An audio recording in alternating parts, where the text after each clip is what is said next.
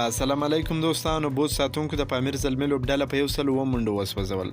پامیر زلمي ډیره کمزورې توپخانه ترسره کړه او 100 منډې ترلاسه کړې چې د بوس ساتونکو لوبډلې ته 107 منډې هدف وټاکي.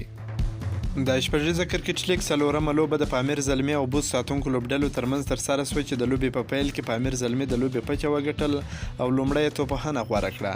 پامیر زلمي په ټاکل شوو 60 اورونو کې د اتو لوبغاړو په سوځېدو سره 100 منډې وکړې چې له ډلې غمیز ځدران 40 مجید عالم 21 او رحمت شاه 60 منډې وکړې. همداراز نورعلي ځدران په 4 او فضل زازی په 1 منډه وسوځېدل. د بوس ساتونکو لخوا بیا ابراهیم او محمد سلیم ډیره ښه توپچونه ترسره کړه چې دواړو دوه ویکټې واخیستې. همداراز عبدالرحمن او ضیاء الرحمن هم یوه ویکټه واخیسته. د 108 منډې هدف د بوس لوبډلې په 18.1 اوور کې پوره کړ چې له ډلې کپتان حشمت الله شاهدي تر ټولو ډېرې 58 ناسوځېدلې منډې ترسره کړې.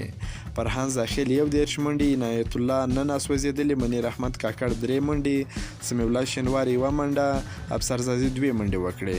بوس لوبډلې دا لوبه په 6 ویکټو سره وګټله. د پامیر زلمي لوبډلې لپاره سید شیرزاد، دولت ځدران، شاپور ځدران، ارشاد خان یوه ویکټه واخیسته.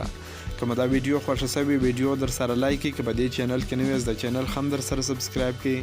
د نور تازه معلوماتو لپاره هم زموږ سره اوسئ. تر بلې ویډیو پر د الله په امان.